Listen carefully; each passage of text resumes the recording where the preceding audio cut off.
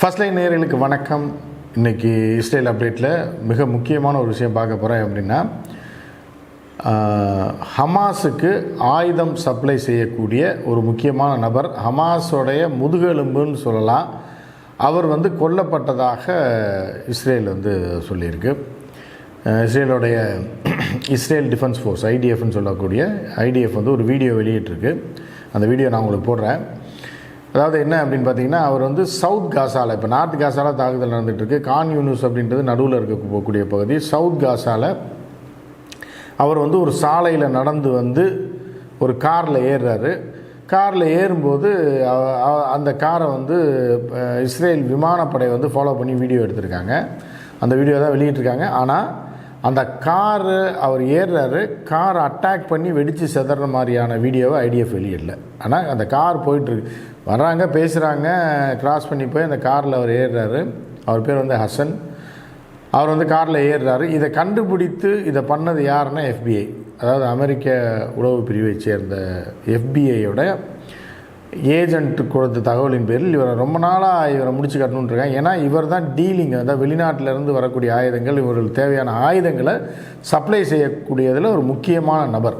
So இவரை நாங்கள் முடித்து விட்டோம்னு சொல்லி மிக சந்தோஷமாக இஸ்ரேல் அறிவிச்சிருக்கு. ஆனால் அது எந்த அளவுக்கு உண்மை, ஏன்னா அந்த கார் மீது நடத்தப்பட்ட தாக்குதல் வீடியோ வெளியிடலை. FBI FBIக்கான உளவு உள்ள டையப் போட்ட அவர்கள் கொடுத்த தகவலின் அடிப்படையில், FBI கொடுத்த தகவலின் அடிப்படையில் இஸ்ரேல் ஏர்ஃபோர்ஸ் போய் டார்கெட் போட்டு, அதாவது விமானத்திலிருந்தே டார்கெட் போட்டு இவர் இங்கே வந்துட்டுருக்காருன்னு சொல்லி ஜிபிஎஸை வச்சு, இவரோட உளவாளியோட ஜிபிஎஸோட லிங்க் பண்ணி இவரை மேலேருந்து ஃபாலோ பண்ணி ஒரு இடத்துலேருந்து வராரு. இந்த காரில் ஏறுறாரு. காரில் ஏறும்போது அந்த காரை ஃபாலோ பண்ணி போய் கொண்டுட்டதாக சொல்லியிருக்காங்க. அந்த வீடியோ பார்த்துருக்கேன். அதுக்கப்புறம் இந்த கதையோட உள்குத்து எதுவும் இருக்குமான்னு நம்ம பார்க்கலாம்.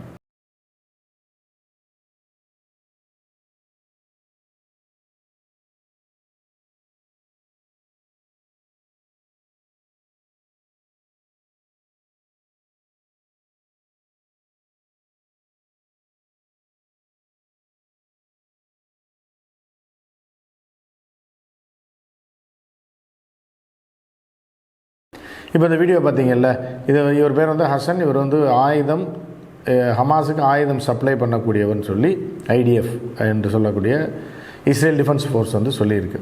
சரியா? அந்த வீடியோ வெளியிட்டிருக்கு.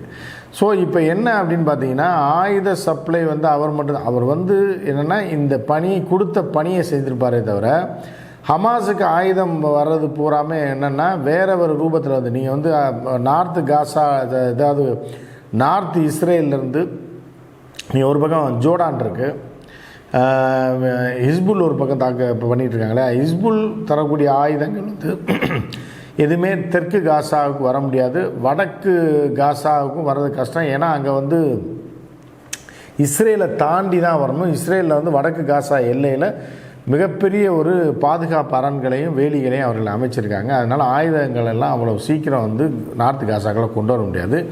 கடல் வழியாக மட்டுமே மிக ரகசியமாக கடந்த 3 ஆண்டுகளாக கொண்டு வந்திருக்காங்க அப்படின்றதான் தகவல். ரெண்டாவது என்னென்னா, இவர்கள் லேத்துகளை வைத்து பெரிய பெரிய ராக்கெட்டுகளை தயாரிக்கும் இண்டஸ்ட்ரி வைத்து அதில் 10,000க்கு மேற்பட்ட ராக்கெட்டுகளை இவர்களே சொந்தமாக ஈரான் டெக்னாலஜியில் செய்து, முதல்ல ஈரான் சப்ளை பண்ணியிருக்கு.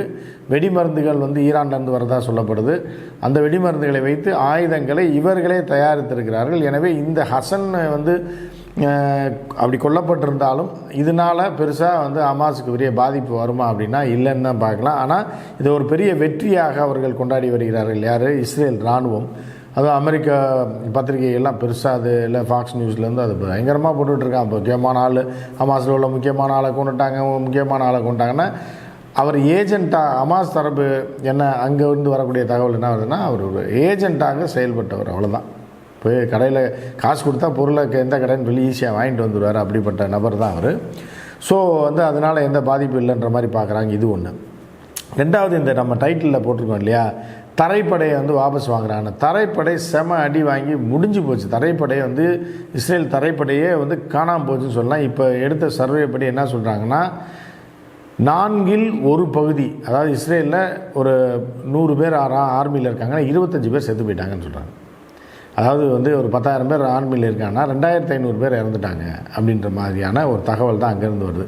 நம்ம இந்தியாவிலே பார்த்திங்கன்னா மொத்த இராணுவத்தோட ஸ்ட்ரென்த்தே ஒரு 15 லட்சம் தான் இருக்கும். அதாவது 150 கோடி பேருக்கு 15 லட்சம் பேர் தான் இருக்காங்க. அங்கே 60 லட்சம் பேரில் 40 லட்சம் யூதர்கள் தான் இருக்காங்க. அப்போ அப்படி ஒரு கணக்கு போட்டு பார்த்திங்கன்னா கூட ஒரு 20,000 பேர் 25,000 பேர் தான் அந்த ஆர்மியில் இருக்கக்கூடும். அதிலே கிட்டத்தட்ட 4,000-5,000 பேர் இறந்திருக்கார்கள்ன்றது இஸ்ரேலுக்கு மிகப்பெரிய அடி. அதனால் என்ன பண்ணிட்டான்னா, தரைப்படையை இவர்களால் சமாளிக்க முடியலன்னு சொல்லி தரைப்படையை வாபஸ் வாங்கிட்டான். சரி, தரைப்படையை வாபஸ் வாங்கிட்டால் நல்லது தானே, போர் நிற்கும் அப்படின்னு பார்த்தா, இப்போ என்னென்னா அமெரிக்காவிலேருந்து சில ஆயுதங்கள் இவர்களுக்கு வந்திருக்கு. விமான தாக்குதலுக்கு தேவையான ஆயுதம் வந்திருக்கு தான் சொல்லப்படுது. அதாவது அமெரிக்கா 100 ஆயுதம் கொடுப்பதற்கு தயாராக இருந்தது. ஆனால் 90 ஆயுதம் 95 ஆயுதங்களை இப்போ சதவீத ஆயுதங்களை உள்ளேயே வரவிடாமல் ஹவுதி தடுத்துருச்சு. கப்பலை வராமல் ஹவுதி இயக்கம் தடுத்துருச்சு. அதே மாதிரி வந்து அவர்களை விமானங்களையும் தாக்குவதற்கு ஈரான் தயாராகிச்சு. ஆயுத விமானங்கள் ஏதாவது வந்ததுன்னா அதுக்கு டார்கெட் போட்டு வச்சுருந்தாங்க.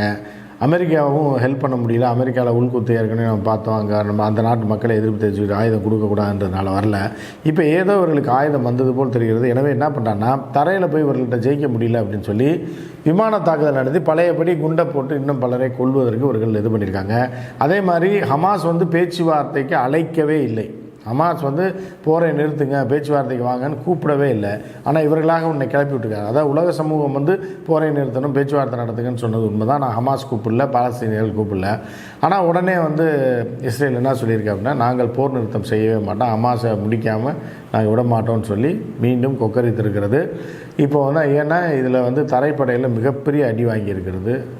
டோட்டல் ஆயுதங்கள், ஏகப்பட்ட ஆயுதங்கள் காலி, பல லட்சம் கோடிகள் இழப்பு ஏற்பட்டிருக்கிறது. தொழிலும் முடங்கி போச்சு, கப்பலும் வர முடியல, விமான போக்குவரத்து சுத்தமாக முடங்கிருச்சு. டூயல் சிட்டிசன், டபுள் சிட்டிசன் வச்சுருந்தோம் பூரா எஸ்கேப்பு. இஸ்ரேலிருந்து கிட்டத்தட்ட ஒரு 2 லட்சம் பேர் 3 லட்சம் பேர் இந்த போருக்கு அப்புறமே எஸ்கேப் ஆகி America, Australia, Canada, Spain, Italy எல்லாத்துக்கும் போயிட்டாங்க, பிரிட்டனுக்கெலாம். ஸோ அதனால் மிகுந்த அடி வாங்கிட்டு இருந்தாலும் உயிர் போகிற நிலையிலையும் கத்திக்கொண்டே இருக்கிறது இஸ்ரேல். அது என்ன நடக்க போகுதுன்னு நம்ம பார்க்கலாம். ஏன்னா ஏர் ஸ்ட்ரைக் அப்படின்னா வந்து அவன் ஈஸியாக பண்ணிட்டு போயிடலாம். அவன்கிட்ட போய் வீரமாக சண்டை போட வேண்டியதில்லை. விமானத்தை வச்சு அங்கேருந்து மேலேருந்து கொத்தாக குண்டை போட்டு கொத்து குண்டுகளை போட்டு ஆயிரக்கணக்கான மக்களை ஈஸியாக கொள்ளலாம். அதனால் இந்த தரைப்படையை வாபஸ் வாங்கிவிட்டு அடுத்த வாரத்தில் 2-3 நாட்களுக்குள்ள விமானப்படை தாக்குதலை துவங்குவதற்கான வாய்ப்புகள் இருக்கிறது. எனவே அதை சமாளிப்பதற்காகவும் இதாக பண்ணிகிட்ருக்காங்க. இன்னொன்று வந்து ஈரான் என்ன சொல்லியிருக்கு அப்படின்னா, நீ வந்து ஹமாஸ் அது பாலஸ்தீனியர்கள் மீது நடத்தக்கூடிய தாக்குதலை குறைத்து கொள்ளவில்லை என்றால் ஏன்னா உன்னுடைய நிலைகளை நாங்கள் தாக்குவதற்கு தயாராகி வருகிறோம் அப்படின்னு ஒரு வார்த்தையை சொல்லியிருக்கு. இது வந்து எப்படி போயிட்டுருக்கு. ஸோ இந்த போர் இப்போதைக்கு நிற்கிற பாடு இல்லை, அமெரிக்கா கேட்டுக்கொண்ட பாடு இல்லை. ஏன்னா அமெரிக்கா கேட்டுக்கொள்கிற மாதிரி சொல்லி பேக்கப் பண்ணுறதுனால தான் இஸ்ரேல் வந்து இவ்வளோ துள்ளி கொண்டு இருக்கிறது. இன்னும் 2-3 நாட்களில் இந்த போர் அடுத்த ரூபத்துக்கு எப்படி போகும் அப்படின்றத நம்ம பார்க்கலாம். அதுவரை காத்திருங்கள். நீங்கள் எந்த அப்டேட்ஸ் வீடியோ வந்தாலும் நான் உடனே போடுறேன், பார்க்கலாம். அடுத்த வீடியோவில் சந்திப்போம். நன்றி, வணக்கம்.